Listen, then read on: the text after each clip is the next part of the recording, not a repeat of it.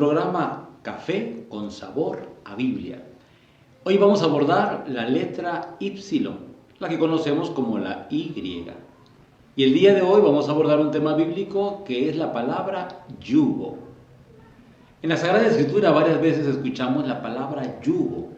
¿A qué se refiere? Porque tanto el Antiguo Testamento como el Nuevo Testamento van a abordar el tema. Si nosotros queremos hacer una manera de introducción, tendríamos que preguntarnos, ¿se refiere a esclavitud? ¿Se refiere a un arado? ¿Se refiere a la manera como se mueven los animales? ¿A qué lo refiere la Sagrada Escritura cuando habla de yugo? Incluso Jesús mismo en el Evangelio va a decir que hay que tomar su yugo, aprender de él y del yugo que él da. La definición, si queremos nosotros abordarlo de manera así más directa, sería el significado que se tiene en la Sagrada Escritura. Está ligado mucho precisamente al relato de los textos que hacen referencia a la esclavitud.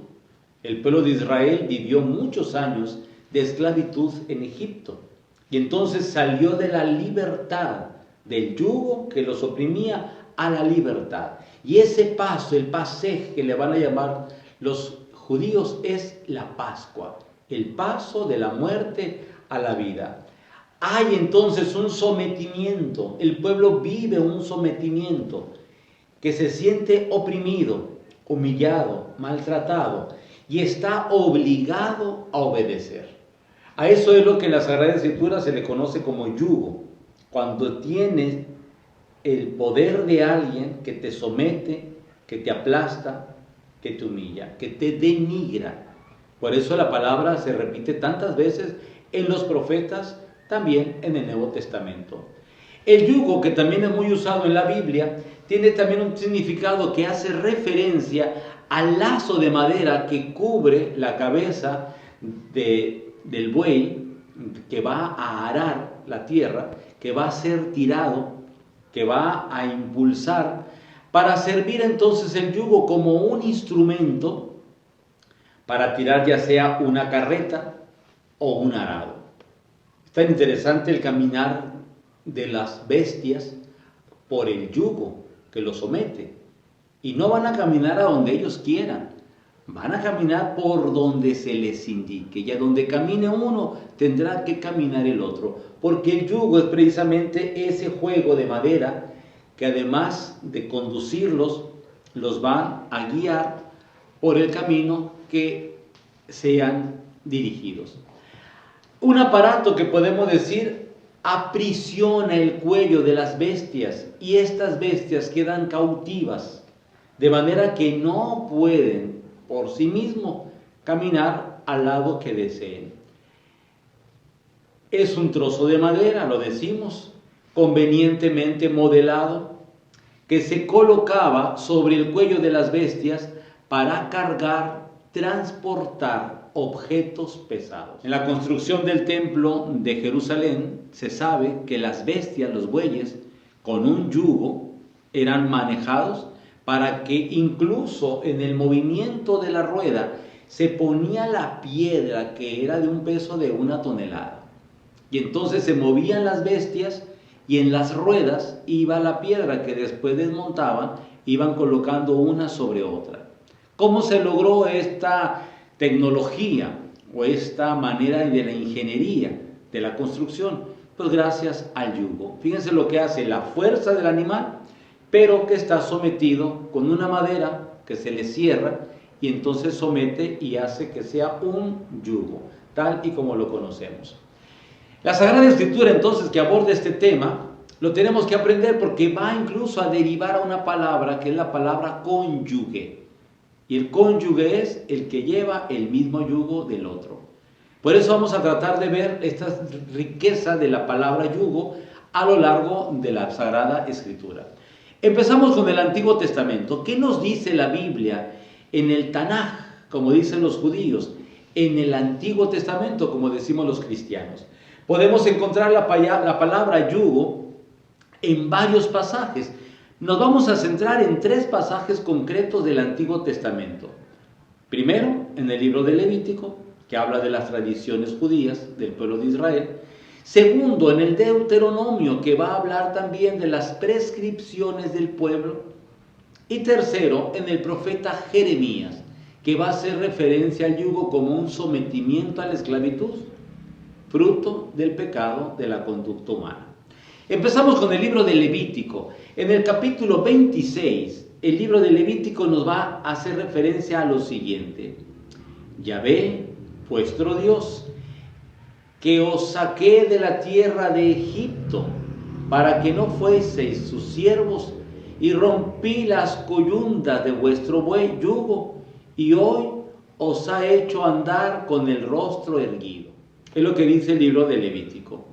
Yahvé, vuestro Dios.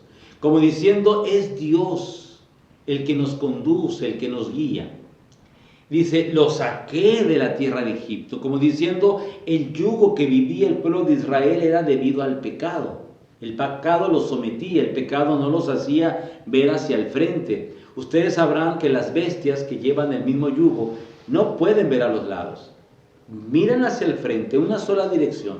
Y cuando la persona está enfocada a una pasión dominante, a un vicio, a un pecado, no mira las alternativas que ofrece Dios en la gracia, en la bendición, en la vida de la santidad. Normalmente es ver el pecado, el pecado, el pecado, el vicio, el vicio, el vicio. Y de tal manera que la persona queda como sometida con el yugo del mal. El yugo entonces era un símbolo de la esclavitud. Así lo va a presentar el libro de Levítico. El hombre que ha sido creado libre, con la facultad de pensar, de amar y de tener voluntad, sin embargo cae en el yugo del pecado. Y lo somete a la ignorancia, lo somete a la esclavitud, lo somete a la maldad. Segundo texto bíblico del Antiguo Testamento, libro del Deuteronomio, capítulo 21, y dice así: y los ancianos de la ciudad más cercana al lugar donde fuere hallado el muerto, tomarán de las vacas una becerra que no haya trabajado, que no haya llevado yugo. Aquí aparece el símbolo de la libertad.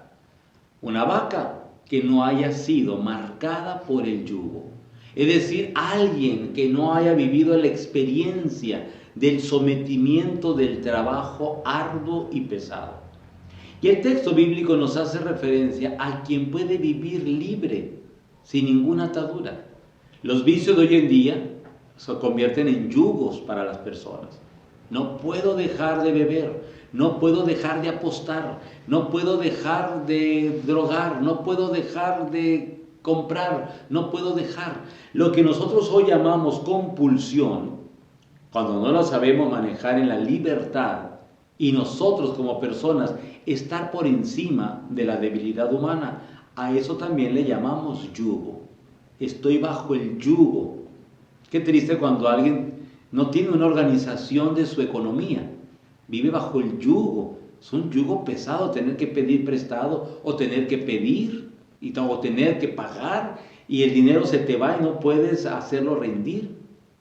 Qué triste cuando una persona tiene el yugo del mal carácter, un carácter que lo pudo haber moldeado, formado, conducido por un camino bien para hacer un regalo de amabilidad a los demás. Qué yugo tan más pesado, quien se enciende inmediatamente, quien no tiene la capacidad de pedir perdón, quien no puede moldear su carácter para ser una persona agradable, una persona atenta, educada. Qué duro el yugo que a veces nos somete y nos hace sucumbir y vivir experiencias terribles. Es la manera como se habla del yugo también en el Antiguo Testamento. Y la tercera expresión es del profeta Jeremías, capítulo 5, versículo 5. Dice así: iré a los grandes y les hablaré, porque ellos conocen el camino de Yahvé, el juicio de su Dios. Pero ellos también quebraron el yugo, rompieron las coyundas. La clase de yugo que va a hablar hoy el profeta se usaba por lo general en el trozo de madera que alguien puede tener y vivir sometido, o que alguien puede romper y vivir libre. Por eso cuando se habla del yugo tenemos que ver que tiene que tener un espacio para que no haga daño al animal. Era la costumbre que se tenía, que el animal pudiera moverse libremente. Pero también el animal, con la fuerza que tenía, cansado del yugo al cual era sometido, podía romper con aquella madera. Se instruyó a Jeremías para que usara un yugo con el fin de anunciar el inminente cautiverio de Judá. Fíjense, los profetas del Antiguo Testamento no solamente anunciaban lo que Dios les profetizaba, sino que ellos mismos usaban símbolos. Fíjense Jeremías cómo se pone un yugo, atraviesa toda Jerusalén para que la gente lo vea, y él está anunciando con su actitud que el pueblo de Israel va a ser sometido. Para la interpretación del pueblo de Israel, cuando Israel es sometido bajo Babilonia, en tiempos del rey Nabucodonosor, ellos creen que por falta de cumplir los mandamientos de Dios, por falta de tener amor y misericordia con el prójimo, por no haber realizado la obra de Dios en sus vidas y en el pueblo de Judá, ellos van a ser sometidos a esclavos. Ahora recordemos que en el Antiguo Testamento se acostumbraba a la esclavitud. Israel no vivía como un pueblo esclavo, porque él vivió de esclavo en Egipto. Y cuando fueron liberados por Dios, una de las promesas que hace Israel es que nadie viva de esclavo. Hasta el día de hoy Israel procura que no haya esclavitud. ¿Por qué? Porque ellos vivieron el sometimiento. Aún sin embargo, Israel es uno de los pueblos más golpeados de la humanidad, donde han vivido el exterminio, el holocausto, han vivido el sometimiento, la discriminación de la raza. Entonces Israel sabe lo que es vivir bajo el yugo. Israel vivió el yugo de Hitler. Israel ha vivido el yugo que se vivió en España a las comunidades safardíes, los judíos que tuvieron que salir de España en tiempo de la reina Isabel la Católica y tener que someterse a los reinos que los recibieran, como el de Portugal, el de Marruecos, etcétera, Italia. Entonces han vivido a lo largo de la historia de Israel el yugo y el sometimiento. El profeta Jeremías decía que eso se debía por no haber cumplido la voluntad de Dios. Profecías que vamos a encontrar en la Sagrada Escritura. Sin embargo, en el Nuevo Testamento vamos a encontrar una referencia al yugo. La palabra se utiliza en sentido metafórico solamente para referirse a la esclavitud y dependencia que las personas tienen a vicios personales, particulares o sociales. En la Biblia hay muchas citas, como hemos referido, que se emplea la palabra yugo. Se refiere, como decimos, a la servidumbre, la gente que está sometida a servir al amo. Jesús en muchas de las parábolas va a hacer referencia. Cuando el amo llega a medianoche y pide que le den de cenar, y hace la referencia al siervo que se está en vela hasta que llega a su amo. Dice, dichoso el siervo aquel que cuando llega a su amo lo encuentra en vela, porque el mismo amo le servirá. Como diciendo, no hay yugo. Su servicio va a alcanzar la libertad de los hijos de Dios. En el caso de las personas ligadas a un trabajo como servidumbre, pues no podemos decir que sea una esclavitud, pero sí está sometido, sí está para dar ejemplo. El libro de Primera de Timoteo 6 nos va a decir, todos los que están bajo el yugo de esclavitud, tengan a sus amos por dignos de todo honor, para que no sea blasfemado el nombre de Dios. Es una de las orientaciones que nos presenta la carta a Timoteo. Pero sin embargo vamos a ver un primer elemento del Nuevo Testamento que es Jesús. Para nosotros cristianos Jesús es el centro de toda la Sagrada Escritura. Él es la palabra hecha carne. Entonces Jesús en sus expresiones usa el término yugo para invitarnos a unirnos a Él. Esto se encuentra en el Evangelio de San Mateo, capítulo 11, versículo 29. Dice así, lleven mi yugo sobre ustedes y aprendan de mí, que soy manso y humilde de corazón, y hallarán descanso para que sus almas, porque mi yugo es fácil y mi carga ligera. Fíjense qué interesante la visión de Jesús. lleven mi yugo sobre ustedes. ¿Cuál sería el yugo de Jesús? ¿Qué es lo que nos une? Porque el yugo es lo que une a dos bestias. Lo que une a dos animales es el yugo. ¿Qué es lo que nos une a nosotros como personas con Jesús? Nos une el amor. No nos va a unir el pecado. Nos une el amor. Dice, lleven sobre ustedes mi yugo, el yugo del amor. Y es que tenemos que entenderlo. Si todo lo hacemos por amor, cualquier cosa, por más pesada que sea, no se siente. Porque la fuerza del amor es más grande que el cansancio humano. Aprendan de mí, va a decir Jesús inmediatamente. Por eso cuando pone el ejemplo del yugo es por donde camina Jesús, por ahí tenemos que caminar también nosotros.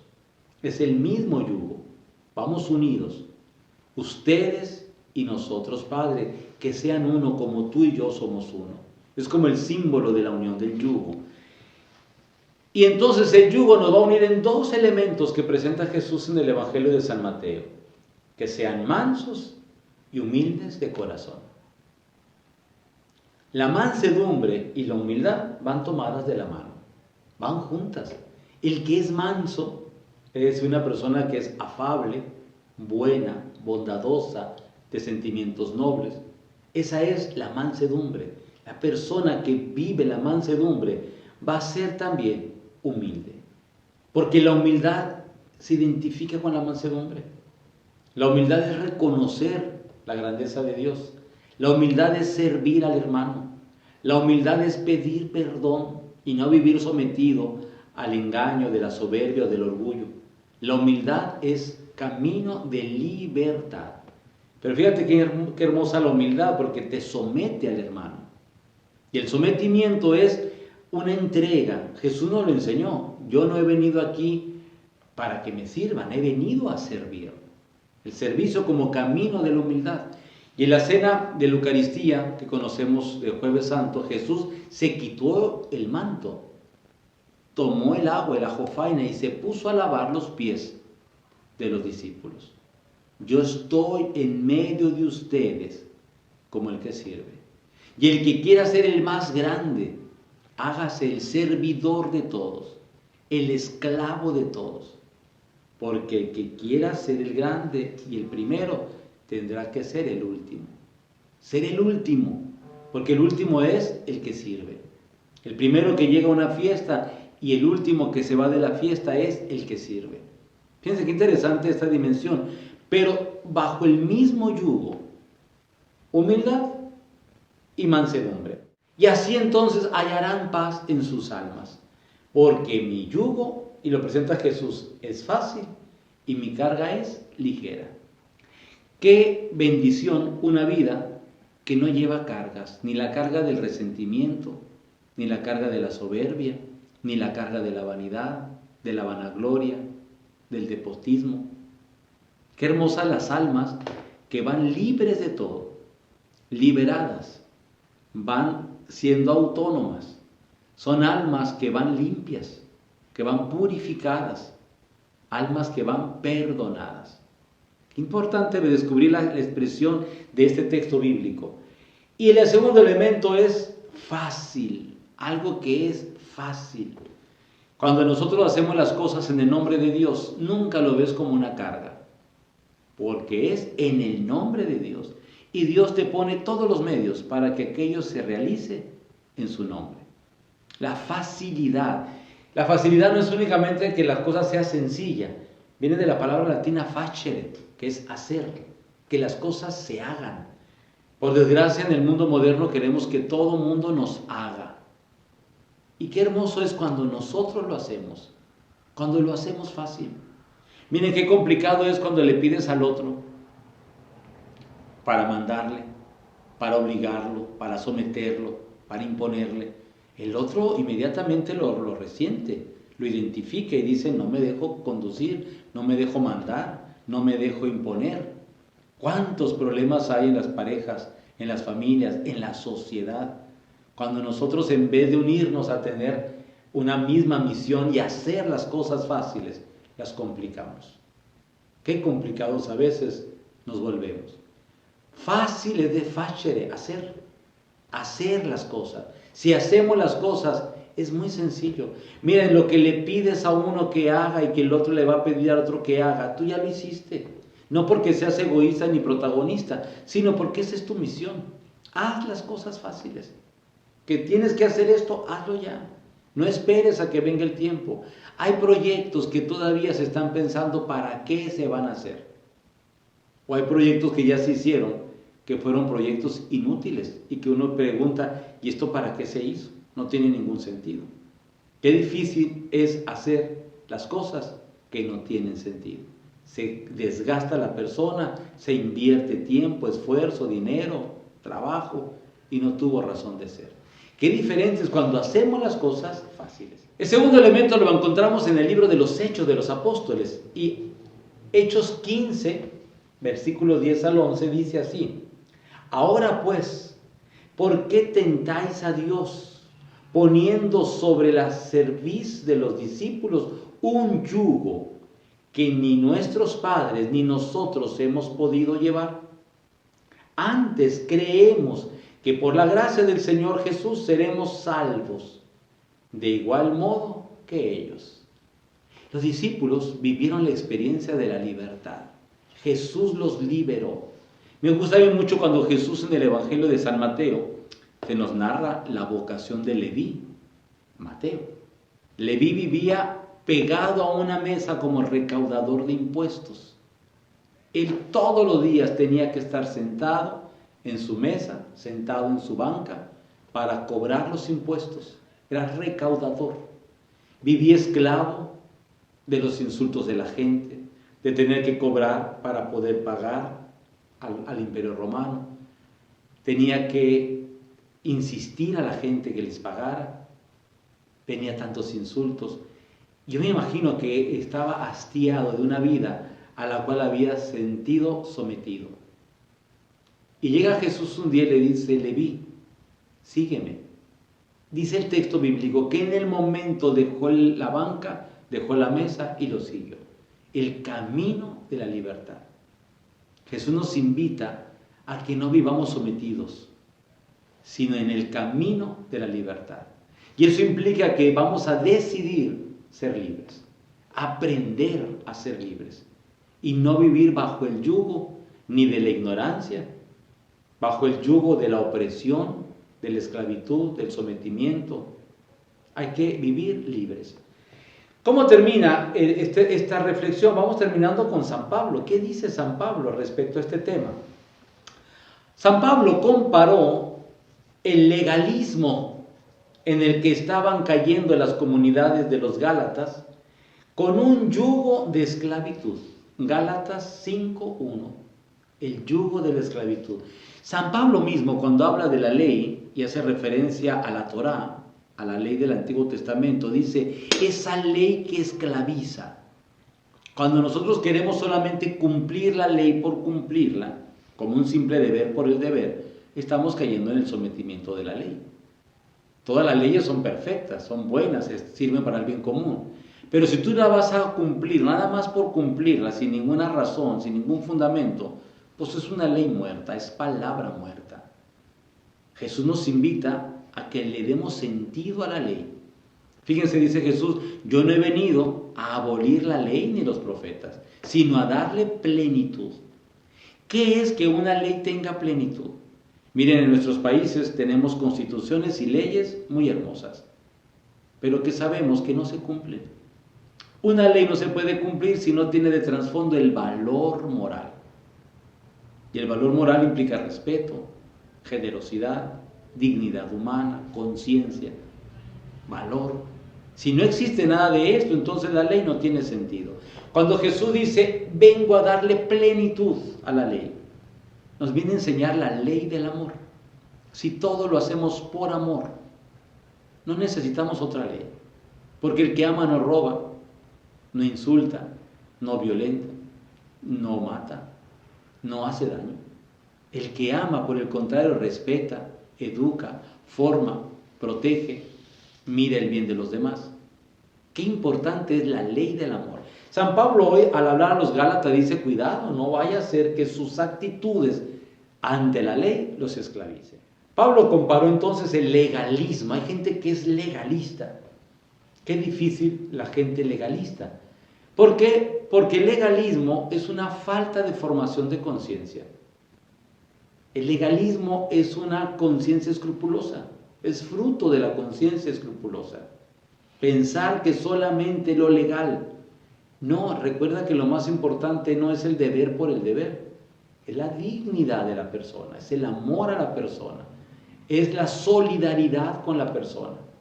Y entonces la ley se vuelve un camino de mansedumbre, de bondad.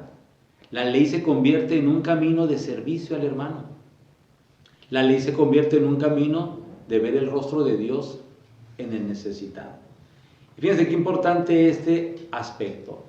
Amonestó a los cristianos para que no se unieran en yugo desigual con los incrédulos. Es el texto de la segunda carta a los Corintios, capítulo 6 de San Pablo. No te sometas al yugo que viven los que no creen. La moral actual, mucha gente cree que es un fruto de una estadística humana. La gente dice, es que todo mundo roba. Pues sí, pero no porque todo mundo roba quiere decir que es legal, ni que es bueno. Es que la mayoría aborta, sí, pero no quiere decir que se esté respetando el valor de la vida o el valor a la persona. Es que ya nadie respeta a los demás, sí, pero no quiere decir que eso sea un principio moral. La moral no es fruto de estadísticas. La moral tiene fundamento en el valor, en la dignidad, en la conciencia de la persona.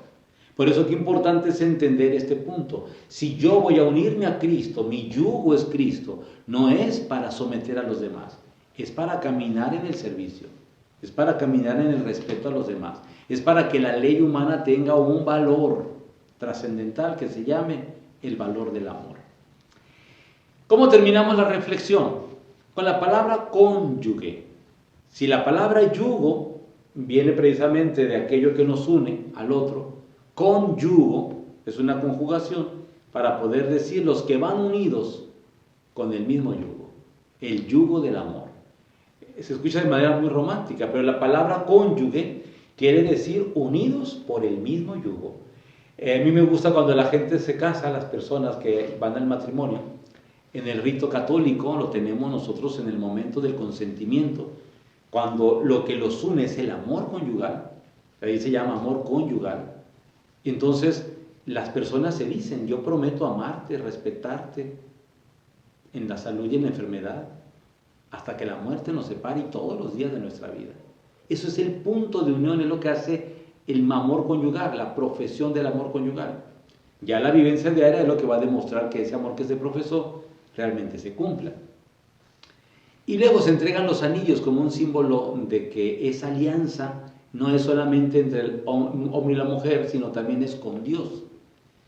Y ahí viene un momento muy simbólico cuando después de que se dan las arras, como un signo de que te voy a cuidar, me vas a cuidar y que la providencia de Dios nos proteja, la pareja se pone de rodillas y vienen de una manera muy bonita a ponerles un lazo, el lazo nupcial.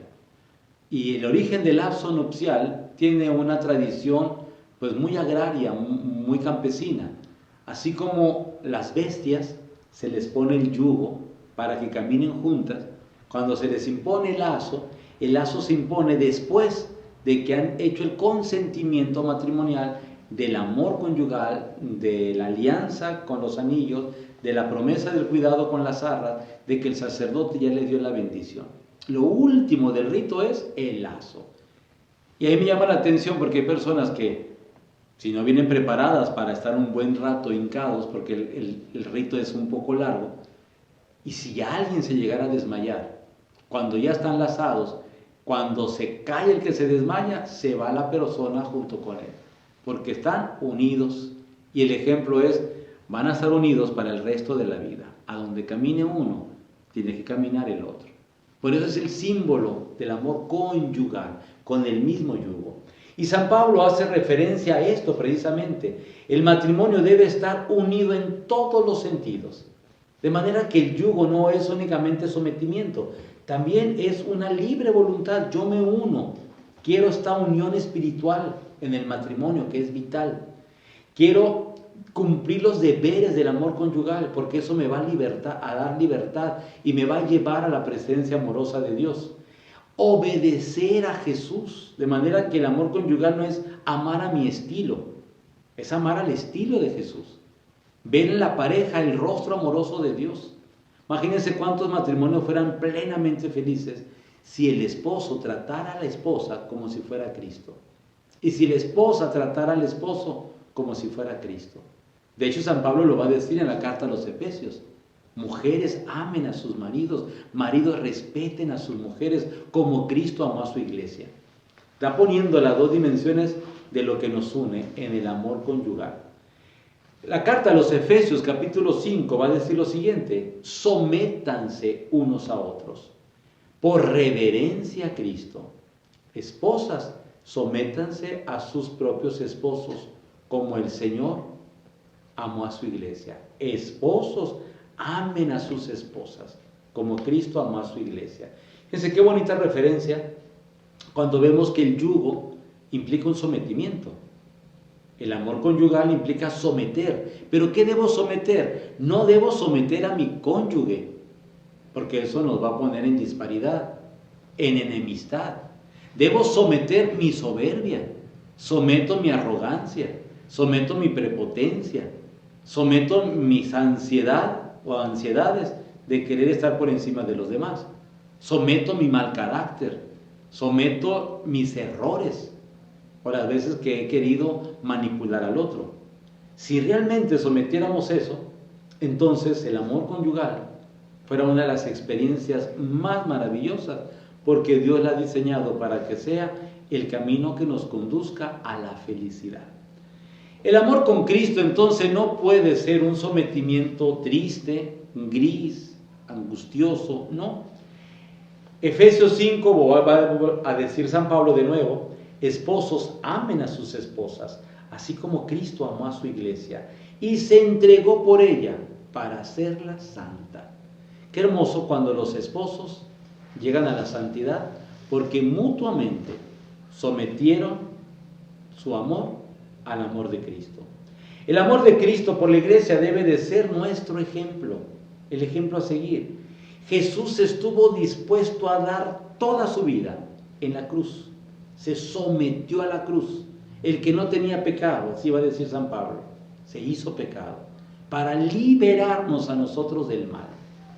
Los seres humanos tendemos a ser egoístas, a buscar nuestro propio bien antes que el bien de los demás. Pues sometamos nuestra soberbia, nuestro egoísmo y emprendamos un camino de libertad. Vamos a pedir a Dios hoy que nos libere del yugo que esclaviza y que aprendamos a que el amor, la bondad, la misericordia sea nuestro camino de libertad hacia Él. Que así sea. Chukulima kinawan na bobuite dokte pobuite kawilos konchay hachiste hiawai chupulkam amate jote kanaute sakan koy baita wapokane yeuyersa wanale huwa sesilo nenana sawali batabe manai beka Bai gose watamanaibe Chukulima kinawan na bobuite dokte pobuite kawilos konchaye Achise hiawai chukulhamur amate jote kanaute sakan Koy baita wapokane yeuyepsa wanale huwa sesilo nenan sawali batabe manai beka bai gose watamanai be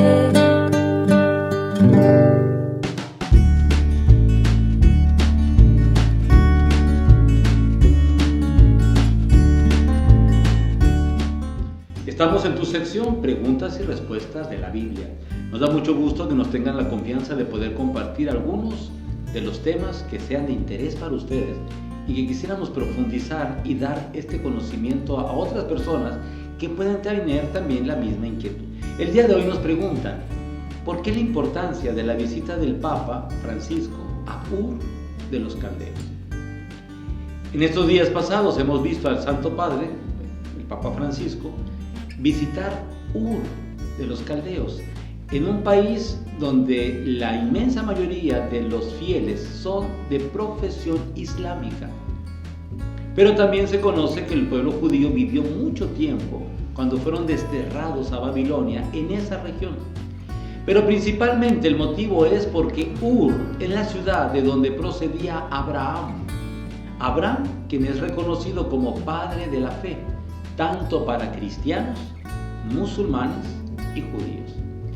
Si nosotros vamos a ver, Abraham como padre de la fe vivía en Ur, su familia vivía en Ur, era oriundo de ahí y tenía una misión concreta. Sin embargo, Dios lo llamó a una tierra que le promete, a una tierra donde él va a tener una gran familia, que su familia sería tan numerosa como las estrellas del cielo, las arenas de la playa marina. Qué interesante es por qué deja Ur de los Caldeos Abraham. Abraham va siguiendo a Dios. Por eso representar la ciudad de Ur puede ser cualquiera de nuestros apegos humanos. Dejar el apego humano, como Abraham dejó Ur. Y entonces el origen de la fe de los pueblos monoteístas está en Ur. Aquí se me hace muy interesante por qué Abraham deja y sale a buscar a Dios. La búsqueda de Dios es lo más importante de Abraham. Para todos los que profesamos una fe, sobre todo en un solo Dios, como es el pueblo judío, el pueblo cristiano y el pueblo musulmán, las tres grandes religiones del mundo, en el mundo occidental, tienen su origen en la fe de Abraham. No porque se crea en Abraham, sino por la fe que Abraham tiene a Dios. Entonces, que el Papa Francisco esté en Ur de los Caldeos y pueda tener el encuentro con el líder que es el más grande en ese territorio del pueblo musulmán, de la corriente sunita, chiita, es un gran diálogo entre las grandes religiones del mundo. Que tenemos que reconocer que somos familia en la fe, porque creemos en el mismo Dios. Si nosotros nos vamos a la historia de Abraham, Dios le promete un hijo. Sin embargo, Abraham tiene un hijo y el hijo primogénito es Ismael, hijo con la esclava. Después Abraham, se reconoce en la Biblia, va a tener un hijo con su esposa, con Sara, y va a ser Isaac. Por eso los dos grandes pueblos antiguos de la Sagrada Escritura se identifican. ¿Por qué? Porque Ismael va a ir junto con su madre a vivir al desierto. Se va a conocer en la Biblia como el pueblo de los ismaelitas, todos los que viven en el desierto de Arabia. Por eso cuando se desarrolla la religión musulmana, estamos hablando de muchos siglos después de Abraham, muchos siglos, porque tuvo que haber venido el cristianismo y después del cristianismo en el siglo VII se desarrolla con la teoría y doctrina de Mahoma, se desarrolla la cultura musulmana. Y a todos los musulmanes se les conoce como los hijos de Ismael, el primer hijo de Abraham. De tal motivo que los musulmanes defienden que ellos son los hijos del primogénito de Abraham. Y los judíos quieren reconocer que ellos son los hijos de Isaac, el hijo de Abraham con su esposa Sara. Y de una manera despectiva a veces no se ha podido llegar al diálogo de poder entender que los dos son hijos de Abraham, porque algunos, como de manera despectiva, pueden decir, sí, pero nosotros somos los hijos de la esposa legítima. Y entonces viene ahí la disputa. Esa guerra que hay de siglos puede ser por el mismo motivo. ¿Dónde surge esto? En Abraham. Abraham tiene a Ismael, el primogénito, y a Isaac, el hijo que viene de la esposa legítima de Abraham.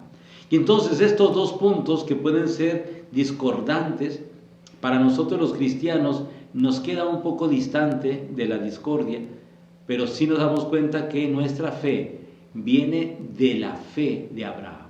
Así como Abraham creyó en Dios, así nosotros tenemos que creer en Él. Así como Abraham dejó Ur de los caldeos para seguir a Dios, así nosotros tenemos que seguir a Dios con la fe decidida y con la mirada puesta siempre en Dios.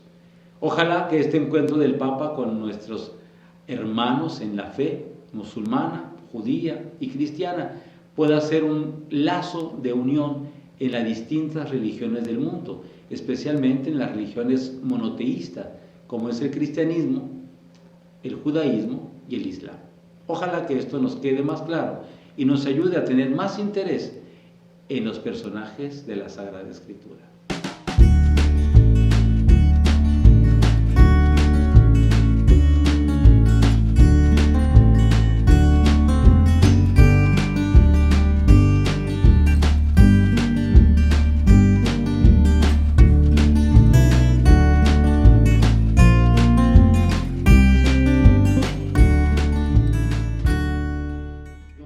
Poder compartir con ustedes esta reflexión. Vamos a pedir al Señor que nos conceda vivir con alegría el mensaje de su palabra y que la podamos transmitir a los demás. Tú tienes la oportunidad de compartirlo. Hay distintas maneras de compartirlo. Hazlo llegar este mensaje a muchos para no vivir bajo el yugo del sometimiento, ni del pecado, ni del error. Te deseamos un buen día. Gracias por estar ahí.